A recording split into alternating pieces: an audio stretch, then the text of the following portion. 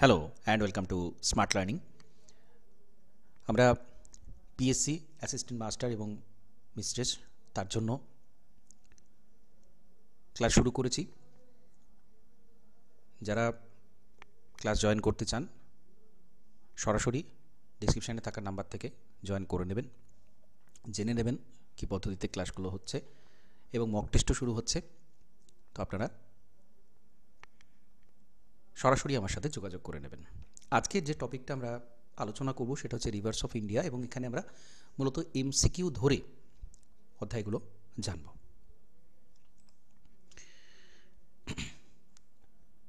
প্রথম যে প্রশ্নটা রয়েছে দেখুন, river Indus originates from. Indus Sindhu নদ কোথা থেকে উৎপন্ন হয়েছে? তো এখানে দেখুন চিত্রটা দেয়া রয়েছে। এমসিকিউ ধরে আমরা বিভিন্ন প্রশ্নোত্তরের সাথে সাথে তার সাথে যে রিলেটেড কনসেপ্ট রয়েছে সেটাও কিন্তু ইন ডিটেলে আলোচনা করব, এবং আমরা পুরোটাই ম্যাপের মাধ্যমে, মানচিত্রের মাধ্যমে সেটা তৈরি করব, যাতে করে সেটা খুব ভালো করে মনে রাখা সম্ভব হয়। যাই হোক, তো সিন্ধু নদ কৈলাস পর্বত থেকে, কৈলাস রেঞ্জের কাছে উৎপন্ন হয়েছে।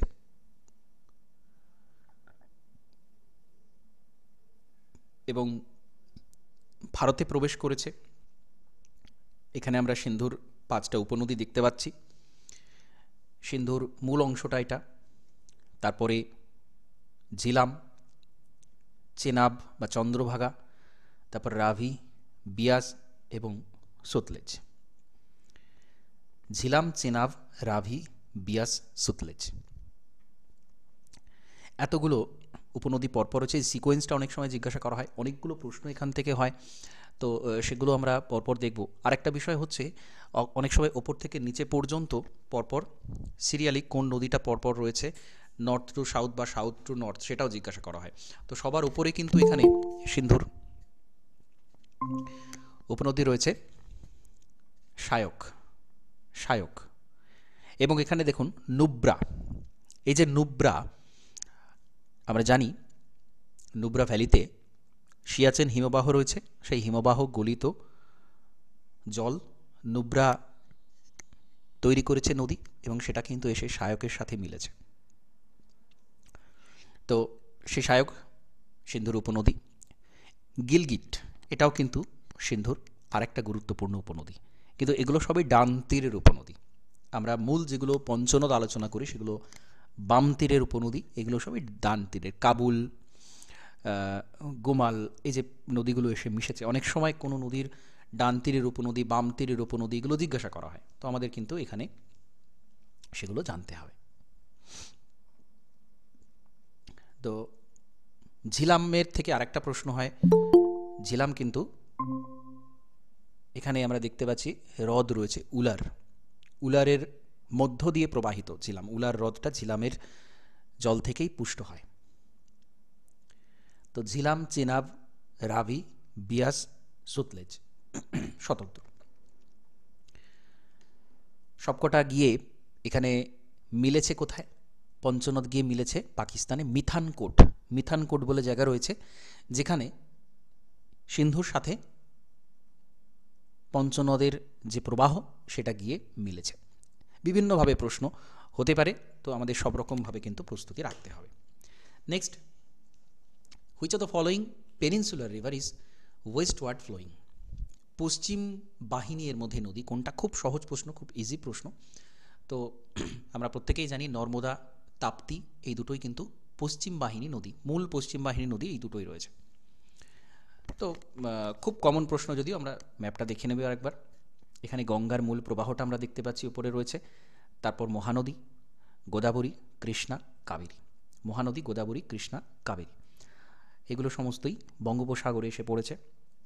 এবং আমাদের পশ্চিম উপকূলের পড়েছে দুটো মূল নদী, একটা হচ্ছে নর্মদা আর একটা হচ্ছে তাপ্তি। গুজরাটের কাছে খাম্বাত উপসাগরে গিয়ে এরা পড়েছে, এবং এগুলো দুটোই পশ্চিম বাহিনী।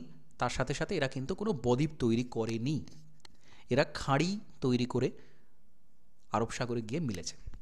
কেন বদ্বীপ তৈরি করেনি? তার কারণ হচ্ছে এখানে এরা যথেষ্ট কঠিন শিলার উপর দিয়ে প্রবাহিত হয়, কঠিন শিলার উপর দিয়ে প্রবাহিত হয়, পলির পরিমাণ কম, এবং এখানে উপকূল, আমরা এর আগের দিন আলোচনা করছিলাম উপকূল ভাগ, ভগ্ন উপকূল, গভীর উপকূল, আরব সাগরের এই অংশটা, সেখানে পলি পড়ে বদ্বীপ তৈরি হওয়ার কিন্তু উপযুক্ত অবস্থা নেই। তো এই সমস্ত কারণে নর্মদা তাপ্তির কোনো বদ্বীপ নেই।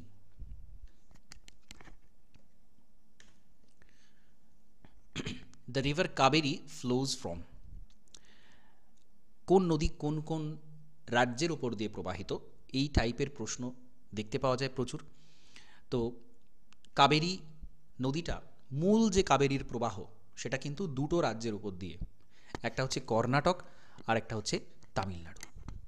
কর্ণাটক উৎপত্তি হয়েছে, তামিলনাড়ুর উপর দিয়ে প্রবাহিত হয়ে বঙ্গোপসাগরে গিয়ে মিলেছে, এর মূল প্রবাহ। অন্যান্য যে উপনদী শাখা নদী আছে সেগুলো কেরালার উপর দিয়ে কিছুটা প্রবাহিত, কিন্তু মূল প্রবাহটা রয়েছে কর্ণাটক এবং তামিলনাড়ুর মধ্য দিয়ে।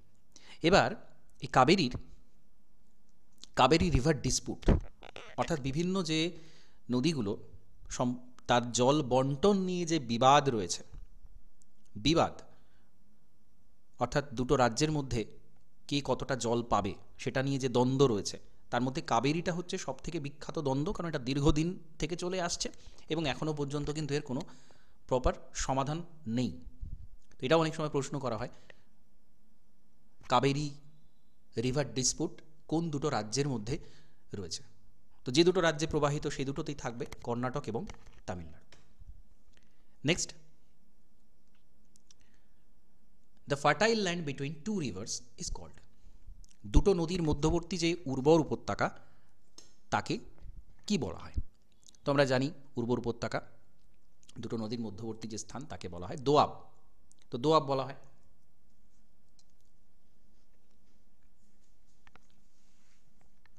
এখন আমরা এখানে চিত্র দেখতে পাচ্ছি, সিন্ধু তার উপনদীগুলো, মাঝে যে দোয়াব, এই দুটো প্রত্যেকটা দোয়াবের কিন্তু নাম রয়েছে। কোন দুটো নদীর মাঝে কোন দোয়াব সেটা কিন্তু আমাদেরকে জানতে হবে, প্রশ্ন হয়। তো শতদ্রু এবং বিপাশা বা বিয়াস এবং সুতলেজ, এই দুটোর মাঝে রয়েছে বিস্ত দোয়াব, বিস্ত। তো এটা বিপাশা থেকে মনে রাখতে পারেন যে বিয়াস থেকে বিস্ত, তো বিস্ত দোয়াব এটা বিপাশা এবং শতদ্রুর মাঝে রয়েছে। বিপাশা এবং রাভি বা রাভি এবং বিয়াস এর মধ্যে রয়েছে বারি দোয়াব, বারি। চেনাব এবং রাভি বা চন্দ্রভাগা এবং ইরাবতী, রাভিকে ইরাবতীও বলা হয়। তো চেনাব এবং রাভি এর মধ্যে রয়েছে রেচনা দোয়াব। ঝিলাম এবং চেনাব, ঝিলাম এবং চেনাব এর মধ্যে রয়েছে ছাজ দোয়াব। সিন্ধু এবং ঝিলাম এর মধ্যে যে দোয়াব সেটা হচ্ছে সিন্ধ সাগর দোয়াব। তাহলে এই প্রত্যেকটা নদ নদী কোনটার মধ্যে কোন দোয়াবটা রয়েছে এবং তার সাথে সাথে সিকোয়েন্সটাও কিন্তু জিজ্ঞাসা করা হতে পারে, উপর থেকে উত্তর থেকে দক্ষিণে, দক্ষিণ থেকে উত্তরে কোন কোন দোয়াবগুলো পরপর রয়েছে সেটা সাজাতে দেওয়া হতে পারে, বিভিন্নভাবে হতে পারে। আমাদের ওভারঅল ম্যাপটাকে যদি আমরা খুব ভালো করে স্টাডি করতে পারি তাহলে এটা আমরা মনে রাখতে পারবো, সব রকম প্রশ্নের আমরা উত্তর দিতে পারবো। Next, Teesta forms a part of which major river system. তো তিস্তা কোন মূল নদী ব্যবস্থার অংশ? তো আমরা জানি তিস্তা গিয়ে ব্রহ্মপুত্রতে মিলেছে, সেটা বাংলাদেশে মিললেও ব্রহ্মপুত্রতে গিয়ে মিলেছে। তো ব্রহ্মপুত্র বাংলাদেশে যখন প্রবেশ করছে সেটার নাম যমুনা। তো প্রশ্ন বিভিন্নভাবে হতে পারে, অপশানে যমুনা থাকতে পারে। তো যেমন প্রশ্নটা হবে আমাদের উত্তরটা সেরকম হবে। মূল তিস্তা নদী হচ্ছে ব্রহ্মপুত্র রিভার সিস্টেমের গুরুত্বপূর্ণ একটা অংশ। এখানে আমরা দেখতে পাচ্ছি তিস্তা রিভার এসেছে, এদিকে ব্রহ্মপুত্র এসেছে, এরা গিয়ে কিন্তু বাংলাদেশে গিয়ে মিলেছে।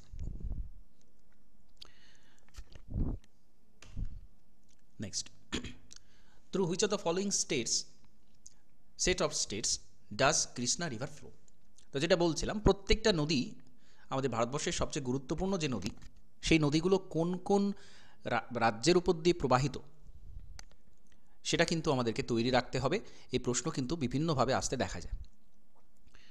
তো এখানে দেখুন, ম্যাপটা দেখলেই পরিষ্কার বুঝতে পারবেন যে মহারাষ্ট্র, কর্ণাটক, অন্ধ্রপ্রদেশ এবং এটা তেলেঙ্গানাটাও কিন্তু এখানে অ্যাড করতে হবে। অপশানে যেহেতু তেলেঙ্গানাটা নেই, সেজন্য উত্তরটা এটা রয়েছে। এগুলো সব বিগত বছরের বিভিন্ন প্রশ্ন উত্তর। যাই হোক, এই প্রশ্নটা যেটা সম্ভাবনা যে বছর এসেছিল তখন তেলেঙ্গানা রাজ্যটা তৈরি হয়নি 2014-এর আগে। তো যাই হোক, মহারাষ্ট্র, কর্ণাটক, তেলেঙ্গানা এবং অন্ধ্রপ্রদেশ, এই 4টে রাজ্যের উপর দিয়ে কিন্তু মূল প্রবাহটা প্রবাহিত হয়েছে কৃষ্ণা নদীর।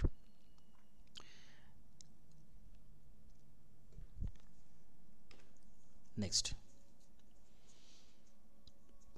the river Brahmaputra is known as dash as it enters Arunachal Pradesh. Brahmaputra যখন অরুণাচল প্রদেশে প্রবেশ করছে তখন এর নাম কি? এখন ব্রহ্মপুত্র এমন একটা নদ, ব্রহ্মপুত্র নদ, যেটা যখন থেকে শুরু হয়েছে প্রবাহ, সেখান থেকে যে জায়গার উপর দিয়ে গিয়েছে নানান জায়গাতে তার নানা রকম নাম রয়েছে। তো আপনারা কেউ একজন বলুন, উত্তর দিন যে একদম শুরু থেকে ব্রহ্মপুত্র উৎপত্তির সময় থেকে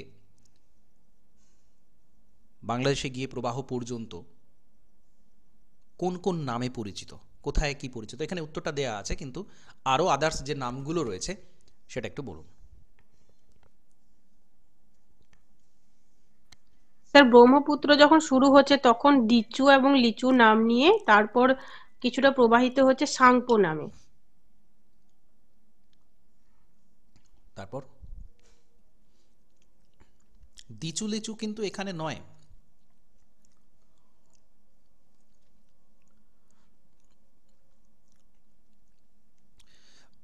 ব্রহ্মপুত্র যখন উৎপত্তি লাভ করছে মানস সরোবরের কাছ থেকে, তখন সেটা সংপো, অর্থাৎ তিব্বতের উপর দিয়ে যখন প্রবাহিত হচ্ছে বা চীনের উপর দিয়ে যখন হচ্ছে তখন সেটা সংপো।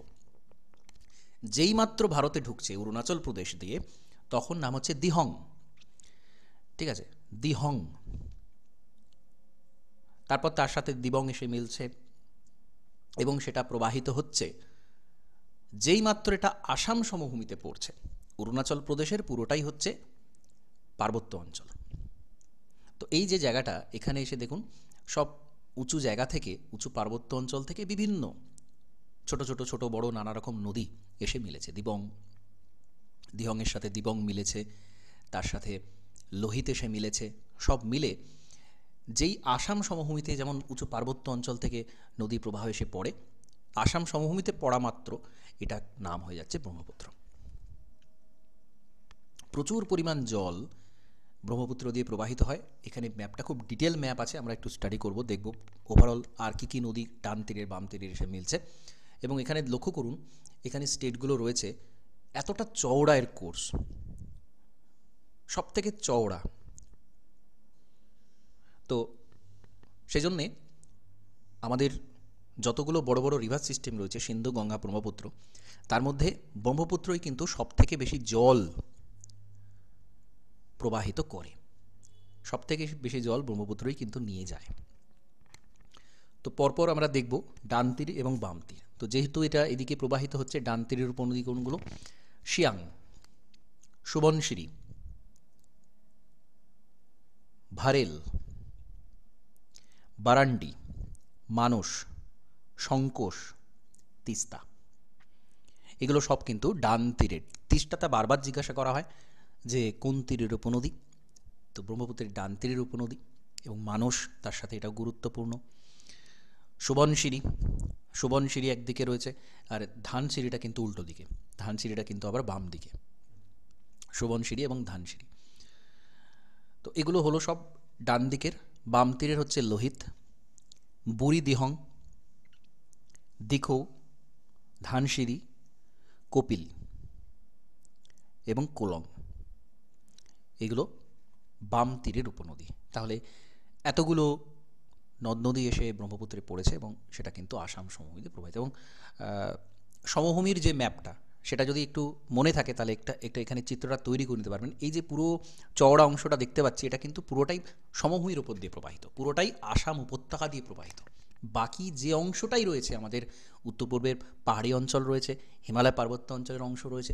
সেজন্য একটু ছবিটা কল্পনা করুন, এই দুটো দিকেই পার্বত্য অংশ, দুদিকে পার্বত্য অংশ থেকে নদীগুলো এসে কিন্তু মিলেছে, মিলে একদম এই জায়গাটা হচ্ছে পুরোটাই সমভূমি, এদিকেও পাহাড় এদিকেও পাহাড়, উঁচু জায়গা, আর এই জায়গাটাই হচ্ছে নিচু। এবং এতগুলো নদী এসে মেশার কারণে এখানে কিন্তু প্রচুর পরিমাণ জল ব্রহ্মপুত্র দিয়ে প্রবাহিত হয়। এবং কোর্সটাও চওড়া, মাজুলি দ্বীপ সেটাও কিন্তু এই কারণেই তৈরি হওয়া সম্ভব হয়েছে, এত চওড়া কোর্স এবং এত ক্ষয়ীভূত পলি এখানে এসে সঞ্চয় হয় যে সেখানে একটা বড় দ্বীপ তৈরি হয়ে গেছে, যেটা কিনা একটা ডিস্ট্রিক্ট ঘোষণা করা হয়েছে মাজুলি, এতটাই বড়। তো ওভারঅল আমি যতগুলো বললাম এখান থেকে অনেক প্রশ্ন তৈরি হওয়ার কিন্তু জায়গা রয়েছে। আমি যতগুলো ইনফরমেশন বললাম সব কটা থেকে প্রশ্ন হতে পারে। নেক্সট কোয়েশ্চেন দেখব। The Satpura range is situated between two west flowing river there. খুব সহজ প্রশ্ন, ইজি প্রশ্ন। সাতপুরা রেঞ্জ এটা কোন দুটো পশ্চিম বাহিনী নদীর মধ্যবর্তী অংশে অবস্থিত? তো আমরা বিন্ধ্য জানি রয়েছে, বিন্ধ্য পর্বত এবং সাতপুরা এরা দুজনই স্তূপ পর্বত। বিন্ধ্যর এবং সাতপুরার মধ্যেকার যে গ্রস্থ উপত্যকা সেখান দিয়ে নর্মদা প্রবাহিত হয়েছে, এবং সাতপুরার পরে যে গ্রস্থ উপত্যকা সেখান দিয়ে তাপ্তি প্রবাহিত হয়েছে। তো নর্মদা এবং তাপ্তি এই দুটো নদীর মাঝে রয়েছে সাতপুরা। এর আগের দিন আমি যে পার্বত্য অঞ্চল, ওভারঅল ভারতের যে পার্বত্য অঞ্চলের ম্যাপটার কথা বলেছিলাম, যেটা নোটসের মধ্যে ছিল, সেটা কিন্তু খুব ভালো করে স্টাডি করে রাখবেন। এখানে টুকরো টুকরো অনেকগুলো রেঞ্জ রয়েছে, সেই রেঞ্জগুলো থেকেও প্রশ্ন হয়। মধ্য ভারতের উচ্চভূমির আশপাশে যতগুলো রেঞ্জ রয়েছে সেগুলো সবকটাই কিন্তু ইম্পর্টেন্ট, সবকটাই তৈরি করতে হবে, এবং ম্যাপ স্টাডি করবেন যত ভালো করে তত কিন্তু এগুলো প্রশ্নের উত্তর সঠিকভাবে করতে পারবেন। Next, Buckingham canal runs through. Buckingham canal এটা কোন অঞ্চলের উপর দিয়ে প্রবাহিত? তো দেখবেন সবচেয়ে বড় বড় যে খালগুলো রয়েছে সেইগুলো কোন এলাকার উপর দিয়ে প্রবাহিত, কানেক্টিভিটি তৈরি করেছে কোথায় কোথায়, এগুলো থেকে প্রচুর প্রশ্ন হয়। তো এই ক্যানালটা কোথায় রয়েছে? অন্ধ্রপ্রদেশ এবং তামিলনাড়ু। এখানে ম্যাপটা দেখলে আমরা বুঝতে পারবো বাকিংহাম ক্যানাল এটা কিন্তু অন্ধ্রপ্রদেশ এবং তামিলনাড়ুর উপর দিয়ে প্রবাহিত হয়েছে। Next, the largest irrigation canal in India. ভারতের সবথেকে বড় সেচ খাল কোনটা? তো ইন্দিরা গান্ধী ক্যানাল। এবং এখানে ম্যাপটা দেখুন, পুরো আমাদের ভারতবর্ষের যে শুষ্কতম অঞ্চল সেই জায়গার উপর দিয়ে কিন্তু ইন্দিরা গান্ধী ক্যানালটা কাটা হয়েছে। লাইফলাইন বলা যেতে পারে এই দুটো রাজ্যের, পাঞ্জাব এবং হরিয়ানা। আচ্ছা, এটা বলতে পারবেন ইন্দিরা গান্ধীর ক্যানাল কোন নদী থেকে কাটা হয়েছে? চম্বল। বলুন। চম্বল কোথায়? এখানে চম্বল কোথায়? চম্বল তো মধ্যপ্রদেশে, চম্বল যমুনার উপনদী, এখানে চম্বল আসছে কোথায়? ম্যাপটা মনে করুন। ঝিলাম কি দেখুন, এইখানেই হচ্ছে ম্যাপ স্টাডির গুরুত্ব। আমি শুরুতে যেখানে শুরু করেছিলাম চলে আসবো। এই দেখুন, ঝিলাম, চেনাব, রাভি, বিয়াস, সুতলেজ। তো ঝিলাম থেকে যদি কাটা হয় খাল, এটা কোথায় চলে যাচ্ছে? এটা এদিকে চলে যাচ্ছে, কাশ্মীরের উপরে চলে যাচ্ছে, তাই না? তো এতগুলো নদীকে কেটে তো খাল আসবে না। কোথা থেকে হওয়া সম্ভব? কোন নদী থেকে হওয়া সম্ভব খালটা? এই ম্যাপটা বলুন, শোনা গেল না।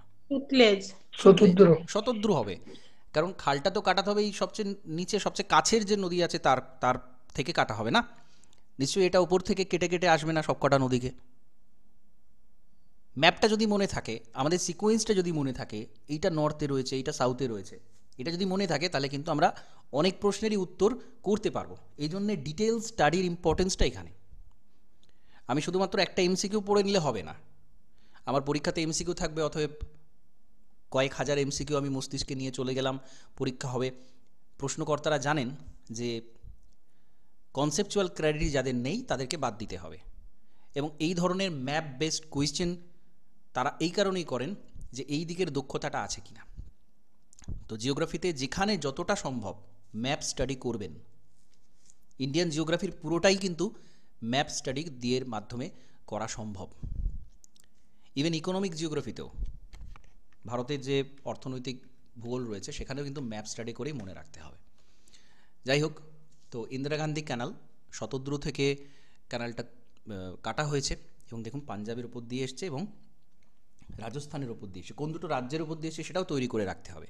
নানান ধরনের প্রশ্ন হতে পারে, যত রকমভাবেই প্রশ্ন করুক না কেন, আমি পরিষ্কারভাবে যদি ম্যাপ স্টাডি করে রাখি সেটা কিন্তু খুব ভালোভাবে উত্তর দেওয়া সম্ভব। নেক্সট দেখুন, কোনটা কারেক্টলি ম্যাচ করেছে। তো আপনারা জানেন যে বিভিন্ন যে মাল্টিপারপাস রিভার প্রজেক্ট আছে সেইগুলো থেকে প্রচুর প্রশ্ন হয়। তো উকাই এটা গুজরাটে রয়েছে। আচ্ছা, এখানে আরেকটা বলুন তো, উকাইটা কোন নদীর উপর?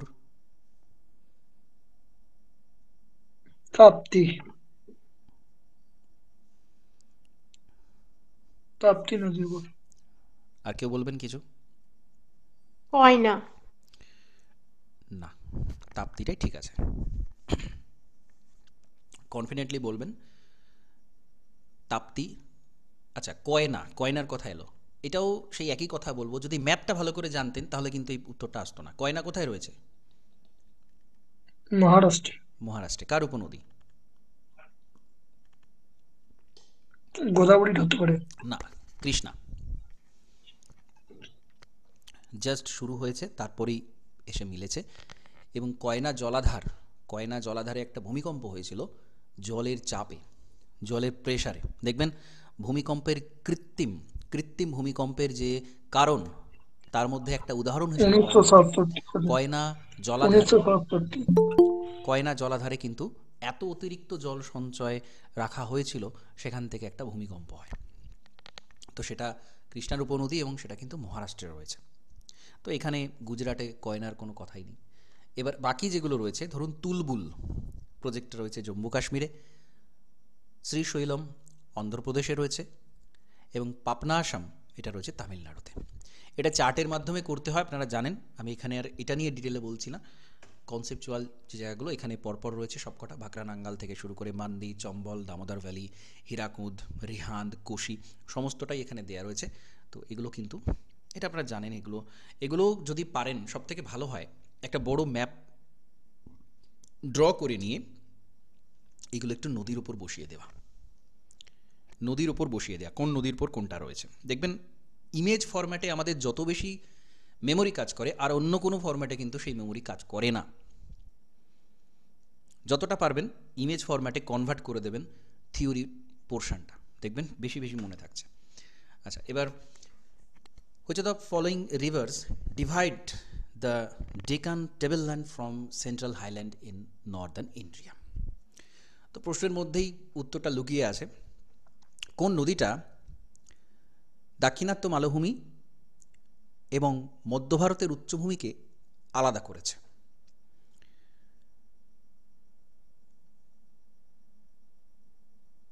এবার এটা ধরুন এখানে উত্তরটা দেয়া আছে, যদি না থাকতো বা ধরুন আপনার জানা নেই যে নর্মদা, তাহলেও কিন্তু একটা ধারণা আপনি করতে পারতেন। কারণ উত্তর ভারত এবং দক্ষিণ ভারত এটাকে ডিভাইড করেছে কোন রেঞ্জ, কোন পর্বতমালা?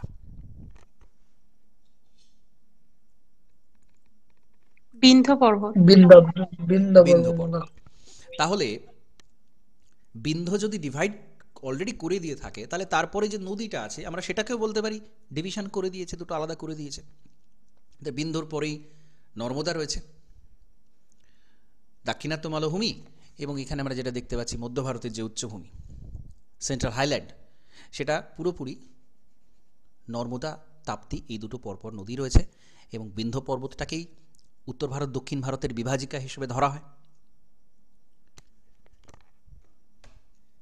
নেক্সট, কোন বন্দর, which of the following pair of seaports and states is not correctly matched? কোন রাজ্যে কোন বন্দরটা রয়েছে সেটা সঠিক ম্যাচ হয়নি কোনটা? তো যতগুলো বন্দর আছে, প্রধান বন্দর এবং অপ্রধান বন্দর, 13টা প্রধান রয়েছে, বাদ বাকি অপ্রধান রয়েছে, কিন্তু ওভারঅল যেগুলো একটু গুরুত্বপূর্ণ, বন্দর অসংখ্য রয়েছে সেটা নিয়ে সন্দেহ নেই, কিন্তু যেগুলো সবচেয়ে গুরুত্বপূর্ণ, দেখুন গুজরাটে কত বন্দর রয়েছে, পশ্চিম উপকূলে কত বন্দর রয়েছে, কারণ ভগ্ন উপকূল, ভঙ্গুর উপকূল, সেখানে বন্দর তৈরি করা অনেক বেশি সহজ। গভীর উপকূল, অনেক বন্দর রয়েছে সেখানে, যতগুলো সম্ভব এখানে কিন্তু তৈরি করে রাখতে হবে। এবার ধরুন কাকিনাড়াটা মহারাষ্ট্রের নেই, এটা সঠিক উত্তর। তো কাকিনাড়াটা কোথায় আছে? তামিলনাড়ু। অন্ধ্রপ্রদেশে রয়েছে। তো আমরা একদম পূর্ব উপকূল থেকে যদি ধরি, তাহলে কলকাতা, পশ্চিমবঙ্গে কলকাতা, হলদিয়া, উড়িষ্যাতে পারাদ্বীপ, গোপালপুর, অন্ধ্রতে বিশাখাপত্তনম, ভাইজ্যাক, কাকিনাড়া, কৃষ্ণপট্টনম, তামিলনাড়ুতে এন্নোর, তামিলনাড়ুতে সবচেয়ে বেশি কিন্তু বন্দর রয়েছে এখানে, মানে বড় বন্দরগুলোর মধ্যে যদি বলা হয় তাহলে তামিলনাড়ুতে সব থেকে বেশি, এন্নোর, চেন্নাই, পন্ডিচেরি, নাগাপাত্তাম, তুতিকোরিন, চেন্নাই আর এন্নোর, এই তিনটে কিন্তু বড়। এন্নোর, চেন্নাই, তুতিকোরিন, এই তিনটে বড়, বাদ বাকিগুলো ছোট বন্দর। পশ্চিম উপকূল কোচিন, কালিকট, ম্যাঙ্গালোর, কাসারগড়, এইগুলো।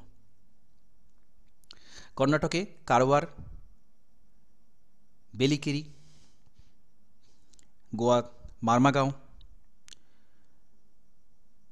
পানাজি, এদিকে মহারাষ্ট্রতে নবসেবা, মুম্বাই, এগুলো গুরুত্বপূর্ণ। আর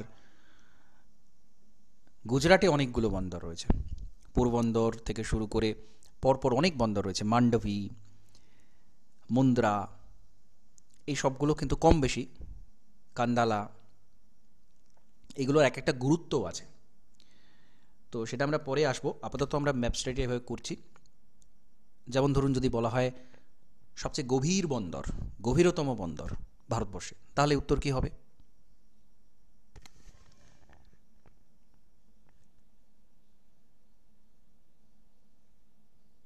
আচ্ছা, ডলফিন নোজ, এই ভৃগুটা কোথায় রয়েছে? বিশাখাপত্তনম। গভীরতাতেও কিন্তু বিশাখাপত্তনমই সব থেকে বেশি গভীর।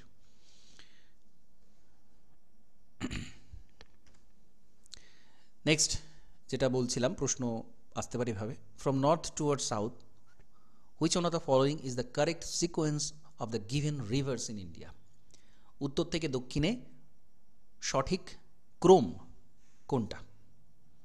তো আমরা যদি ম্যাপটা খুব ভালো করে রাখি, তা দেখুন জাস্কার রয়েছে, তারপরে সায়ক, তারপরে সুতলেজ, শতদ্রু, তারপর হচ্ছে স্পিতিটা অনেকটাই দক্ষিণে রয়েছে।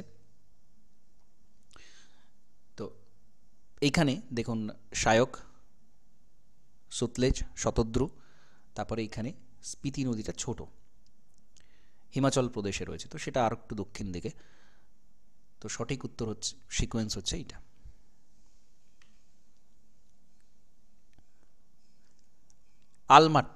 আলমাট্টি ড্যাম, সেটা কোথায় রয়েছে? দেখুন এখানে আমি যেটা একটু আগে বলছিলাম আপনাদের, সেটা হচ্ছে একটা নদী গেছে, সেই নদীটা কোন কোন বড় শহরের ওপর দিয়ে গেছে এবং কোন কোন বাঁধ রয়েছে সেখানে দেওয়া হয়েছে বা মাল্টিপারপাস প্রজেক্ট রয়েছে, সেগুলোকে একটু চিহ্নিত করে দেওয়া। এখানে কিন্তু সেটাই করা আছে।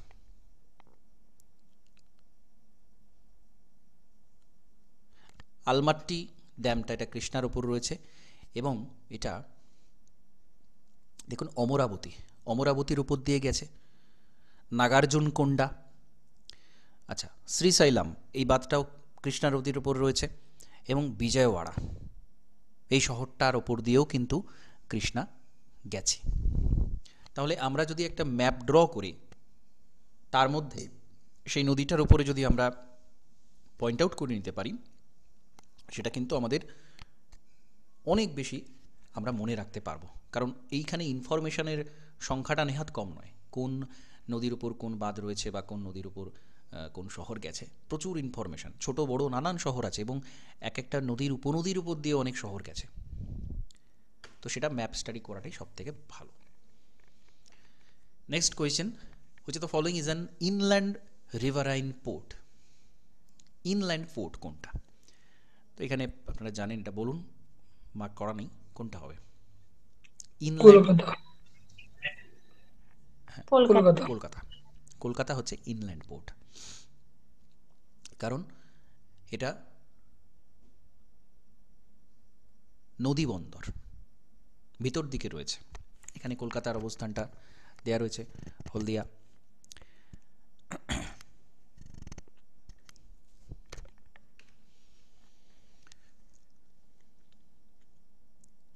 গঙ্গার ট্রিবিউটারি 9 এর মধ্যে কোনটা?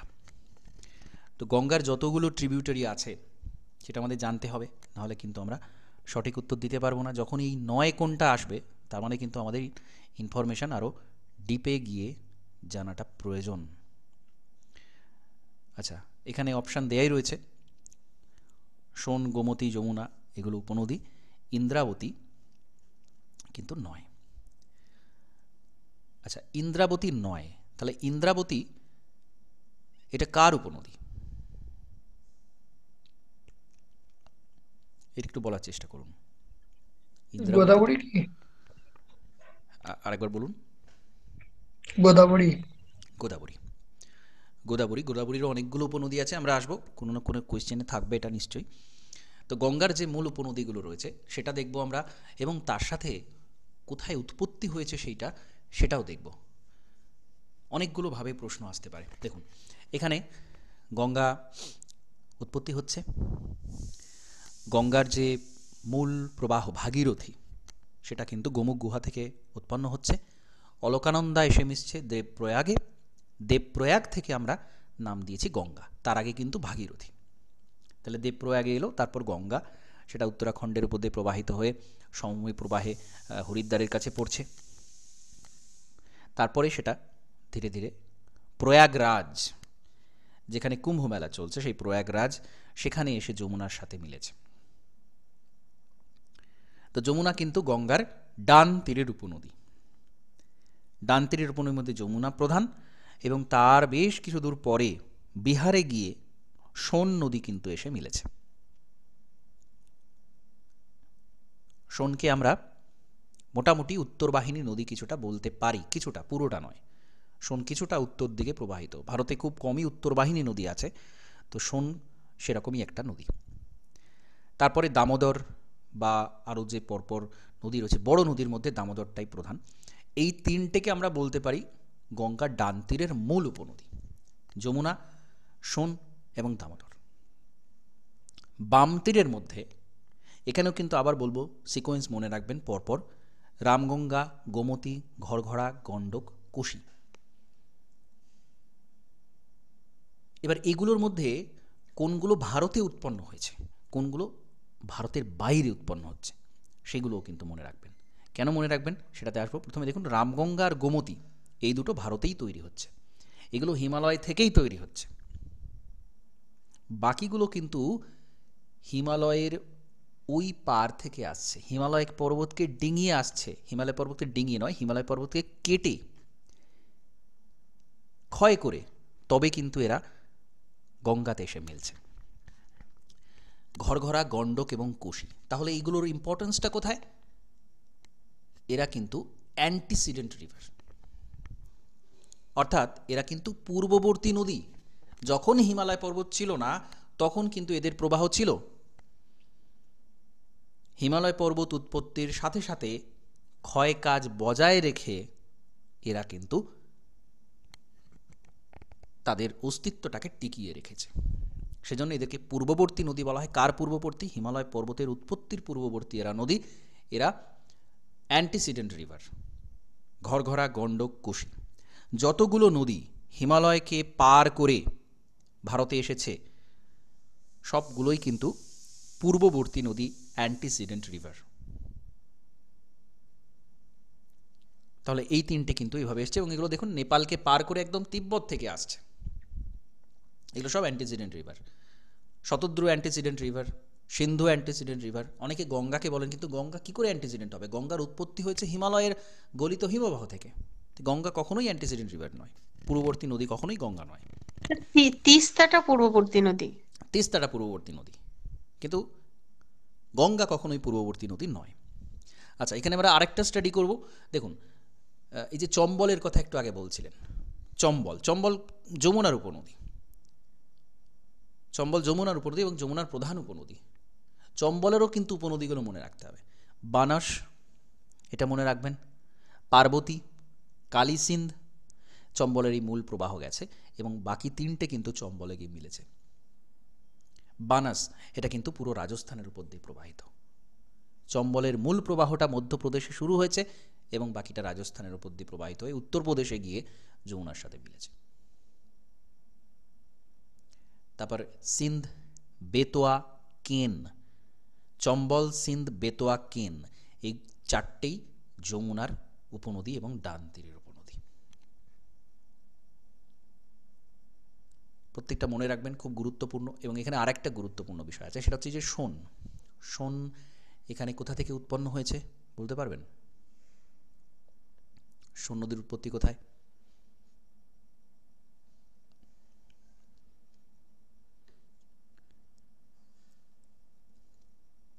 এটা কিন্তু মহাকাল পর্বতে উৎপন্ন হচ্ছে, অমরকণ্টকের কাছ থেকে, যেখান থেকে নর্মদার উৎপত্তি হচ্ছে। তো দেখুন, নর্মদায় চলে এসছে এদিকে পশ্চিম দিকে, সোন চলে গেছে কিছুটা উত্তর পূর্ব দিকে। তো এটা কিন্তু কেন্দ্র বিমুখ জলনির্গম প্রণালীর একটা অংশ। মহাকাল পর্বত কেন্দ্র বিমুখ জলনির্গম প্রণালী, অর্থাৎ যেটা কিনা কেন্দ্র থেকে বাইরের দিকে চলে যাচ্ছে। একটা চলে যাচ্ছে পশ্চিম দিকে, একটা চলে যাচ্ছে উত্তর পূর্ব দিকে। এটা হলো। এবার দেখুন, সোনের যে উপনদী রিহান্দ জলবিদ্যুৎ প্রকল্প, তো সেই রিহান্দ নদীর উপর রয়েছে, সেটা কিন্তু সোনের একটা উপনদী। কোয়েল, এটাও জিজ্ঞাসা করা হয়, কোয়েল কিন্তু সোনের একটা উপনদী। তো এখানে এটা মোস্ট ইম্পর্ট্যান্ট একটা ম্যাপ, পুরোটাই এখানে স্টাডি করতে হবে এবং একেবারে ছবির মতো মনে রাখতে হবে কোনটার পর কোনটা রয়েছে। তাহলেই কিন্তু ওভারঅল সমস্ত ধরনের প্রশ্নের উত্তরগুলো দেওয়া সম্ভব হবে। Next, correct sequence of this river when arranged in the north two south direction. আবার দেখুন, একটা সিকোয়েন্স দেওয়া হয়েছে, উত্তর থেকে দক্ষিণে প্রবাহিত নদীগুলোর একটা সিকোয়েন্স।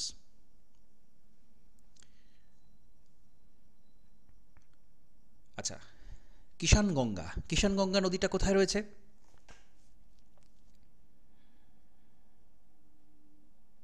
বিহারে। না, এখানে ম্যাপটা দেখুন, ওয়েস্ট ম্যাপে দেওয়া বেঙ্গল। রয়েছে উপরে দেখুন, ওয়েস্ট জম্মু বেঙ্গল। কাশ্মীরের ম্যাপটা দেখুন, কিষানগঙ্গা। ওয়েস্ট বেঙ্গল মনে হয়।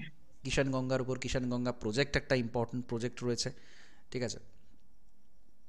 তো কিষানগঙ্গাটা সব থেকে নর্দার্ন, যতগুলো এখানে নদী রয়েছে কিষানগঙ্গা সব থেকে উপরে।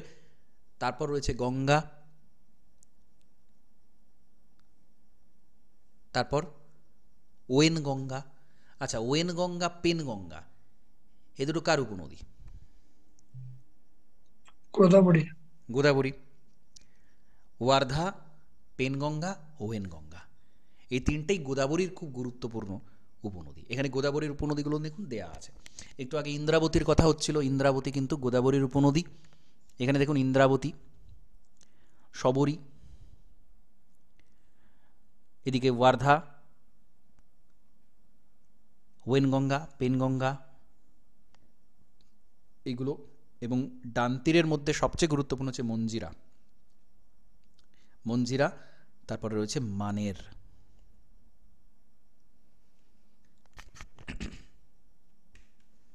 Next, Amaravati, Bhavani, Hemavati, Kabani are tributaries of which of the following river. তাহলে এইগুলো কোন নদীর উপনদী? এখানেও দেখুন ডিটেল ম্যাপ রয়েছে, কাবেরীর উপনদী পরপর দেয়া রয়েছে, হেমাবতী, শিমশা, ইত্যাদি ইত্যাদি, এই যে নামগুলো আমরা এখানে পাচ্ছি সবগুলোই কিন্তু কাবেরীর উপনদী।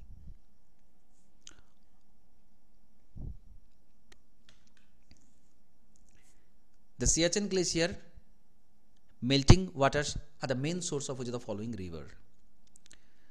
সিয়াচেন হিমবাহ গলিত হচ্ছে এবং সেটা গলিত হয়ে কোন নদী তৈরি হয়েছে, কোন নদীর মূল উৎস হচ্ছে সিয়াচেন গ্লেসিয়ার, কোন নদী? নুব্রা। নুব্রা ভ্যালি আমরা বলি সিয়াচেন গ্লেসিয়ার কোন ভ্যালিতে আছে, কোন উপত্যকায় আছে? তাহলে সিয়াচেন গ্লেসিয়ার নুব্রা ভ্যালিতে রয়েছে, নুব্রা উপত্যকায় রয়েছে, এবং সিয়াচেন গ্লেসিয়ার যখন গলে যাচ্ছে তখন যে নদীটা তৈরি হচ্ছে সেটাকেও আমরা নাম দিয়েছি নুব্রা, যেটা কিনা শায়কে এসে মিলেছে। শায়কের উপনদী হচ্ছে নুব্রা। এটা আমরা প্রথমেই ম্যাপ স্টাডি করার সময় পড়ছিলাম। শায়কটা এখানে দেখুন চুলের কাটার মতো একটা বাঁক নিয়েছে, বাঁক নিয়ে আবার সিন্ধুতে গিয়ে মিলেছে, ইন্দাসে গিয়ে মিলেছে। তো এখানে ডিটেল দেয়া রয়েছে। রিমো গ্লেসিয়ার থেকে তৈরি হয়েছে শায়ক, এটা সিন্ধুতে গিয়ে মিলেছে। তাহলে এইভাবে এটা প্রবাহিত হয়েছে। পুরো মনে রাখবেন এই ম্যাপটা, নর্দার্ন পোর্শনের এই ম্যাপটাও কিন্তু important.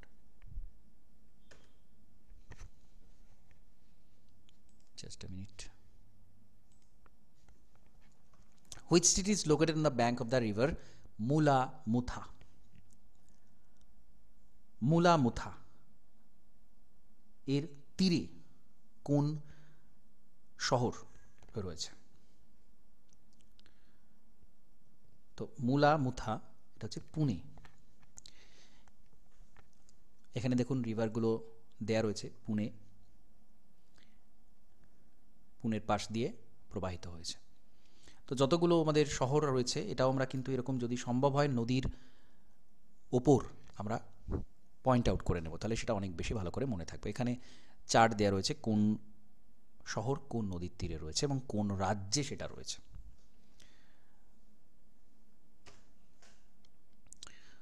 World highest rail bridge being constructed in the state of Jammu Kashmir will be on which of the following river? তো এটা যখন কোয়েশ্চেনটা হয় তখন এটা নির্ণীয়মান ছিল, সেই জন্য এভাবে করা হয়েছে। সবথেকে উঁচু রেল ব্রিজ কোন রাজ্যে রয়েছে এবং কোন নদীর উপর রয়েছে? যেটা জম্মু কাশ্মীর রাজ্যে রয়েছে এবং এটা কোন নদীর উপর রয়েছে? এটা রয়েছে চেনাব বা চন্দ্রভাগার উপরে এই ব্রিজটা রয়েছে, যেটা কিনা যদি হাই দেখা হয় সেটা আইফেল টাওয়ারের থেকেও বেশি উঁচু। World highest rail bridge. Next, the river Kaveri originate from which of the following state? কাবেরী কোন রাজ্যে উৎপত্তি হয়েছে? তো একটু আগে কোয়েশ্চেন আমরা পড়ছিলাম কাবেরী কোন দুটো রাজ্যের উপর দিয়ে প্রবাহিত। তো কর্ণাটকে উৎপত্তি হয়েছে, কর্ণাটক রাজ্যে, এবং সেটা কর্ণাটক এবং তামিলনাড়ুর উপর দিয়ে প্রবাহিত। কোথায় উৎপত্তি হয়েছে? কাবেরী যেখান থেকে উৎপত্তি হয়েছে সেই জায়গাটার নাম কি? কোথায় কোন জায়গা থেকে উৎপত্তি হয়েছে? পশ্চিমবঙ্গ পর্বতের ব্রহ্মগিরি। হ্যাঁ, ব্রহ্মগিরি থেকে উৎপন্ন হয়েছে। Guwahati is situated on the bank of the river. Guwahati এটা কোন নদীর তীরে রয়েছে? গুয়াহাটি ব্রহ্মপুত্রের তীরে রয়েছে। গুয়াহাটি খুব গুরুত্বপূর্ণ শহর। এছাড়া ধুবড়ি, তেজপুর এগুলোও কিন্তু প্রশ্ন জিজ্ঞাসা করা হয়। ধুবড়ি, তেজপুর, ডিব্রুগড় এগুলো সব ব্রহ্মপুত্রের তীরে। Which of the following river makes an estuary? এর মধ্যে কোন নদীটা খাঁড়ি তৈরি করেছে? তো মহানদী কৃষ্ণাতে বদ্বীপ তৈরি হয়েছে, কোশি গঙ্গাতে গিয়ে মিলেছে, তো নর্মদা কিন্তু খাঁড়ি তৈরি করে আরব সাগরে পড়েছে। Nashik is located on the bank of the which river? Nashik কোন নদীর তীরে রয়েছে? তো নাসিক গোদাবরীর তীরে রয়েছে এছাড়া ত্রিম্বকেশ্বর, পৈঠান, নান্দেদ, বাসার এইসব শহরগুলো কিন্তু গোদাবরীর তীরে। Vijayawada is located on the bank of the which river. তো বিজয়ওয়াড়ার কথা একটু আগে বলেছিলাম, এই ম্যাপটাও আমরা স্টাডি করেছি, কৃষ্ণা নদীর উপর রয়েছে বিজয়ওয়াড়া। সুরাট কোন নদীর তীরে? তো সুরাট তাপ্তির তীরে রয়েছে। Total length of the river Ganga, ঠিক আছে, এটা আবার অপশান অনুযায়ী এখানে চুজ করা হয়েছে। এটা মোটামুটি 25 কিলোমিটার ধরে রাখাটাই সব থেকে বেস্ট। 25 কিলোমিটার, 2525, বা মনে রাখার বেস্ট ওয়ে হচ্ছে 25 কিলোমিটার গঙ্গার দৈর্ঘ্য। The town located in the confluence of river Bhagirathi and Alaknanda, যেটা একটু আগে বলছিলাম, ভাগীরথী এবং অলকানন্দার মিলনস্থল, সেটা হচ্ছে দেবপ্রয়াগ বলা হয়। তো বদ্রীনাথ থেকে, এখানে খুব ডিটেলে ম্যাপটা দেওয়া রয়েছে, গঙ্গোত্রী থেকে ভাগীরথী উৎপন্ন হয়েছে এবং এখানে বদ্রীনাথ থেকে অলকানন্দার উৎপত্তি হয়েছে। বাকিগুলো কিন্তু অলকানন্দাতে এসে মিলেছে, অলকানন্দা আবার ভাগীরথীতে এসে মিলেছে দেবপ্রয়াগে। তো প্রত্যেকটা কনফ্লুয়েন্স জায়গাতে নাম রয়েছে, খুব গুরুত্বপূর্ণ, এবং প্রত্যেকটা থেকে প্রশ্ন হয়। ধৌলিগঙ্গা যখন অলকানন্দায় মিশছে তখন সেটাকে বলা হচ্ছে বিষ্ণু প্রয়াগ। প্রয়াগ মানে হচ্ছে মিলন ক্ষেত্র। ধৌলিগঙ্গা অলকানন্দা মিলেছে বিষ্ণু প্রয়াগে। এখানে নন্দাকিনী এসে মিলেছে নন্দপ্রয়াগে।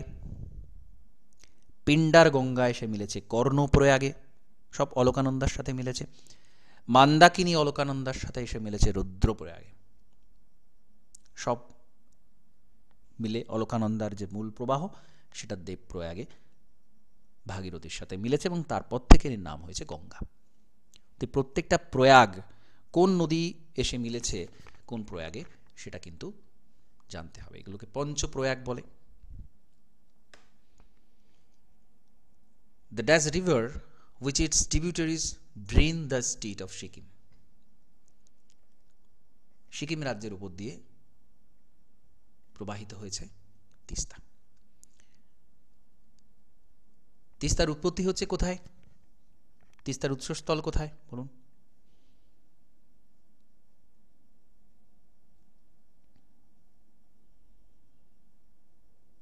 তিস্তার উৎপত্তি হয়েছে কোথা থেকে?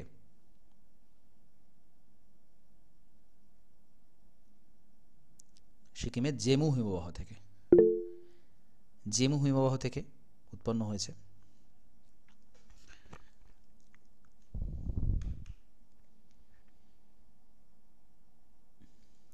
Which of the following group of river fall in the Bay of Bengal? বে অফ বেঙ্গলে পড়েছে গঙ্গা ব্রহ্মপুত্র। এটা কমন ইজি কোয়েশ্চেন। এলাহাবাদ বা প্রয়াগরাজের কাছে কোন নদী এসে মিলেছে গঙ্গাতে? তো যমুনা মিলেছে প্রয়াগরাজের কাছে। Which of the following river flows through Maharashtra and Gujarat? Maharashtra এবং গুজরাটের মধ্য দিয়ে প্রবাহিত হয়েছে কোনটা? তো তাপি দেখুন, তাপি এখানে ম্যাপটা ডিটেলে স্টাডি করলে বুঝতে পারবেন। কোয়েশ্চেন হয়েছে যেমন উত্তরটা সেরকম হয়েছে। তাপি অ্যাকচুয়ালি মধ্যপ্রদেশে উৎপন্ন হচ্ছে, তারপর মহারাষ্ট্র এবং গুজরাটের উপর দিয়ে প্রবাহিত, তিনটে রাজ্যের উপর দিয়ে প্রবাহিত হয়ে তারপর সেটা কিন্তু আরব সাগরে গিয়ে মিলেছে বা খাম্বাত উপসাগরে গিয়ে পড়েছে। নর্মদা কিন্তু মধ্যপ্রদেশ এবং গুজরাট, তাপ্তি মধ্যপ্রদেশ, মহারাষ্ট্র এবং গুজরাট।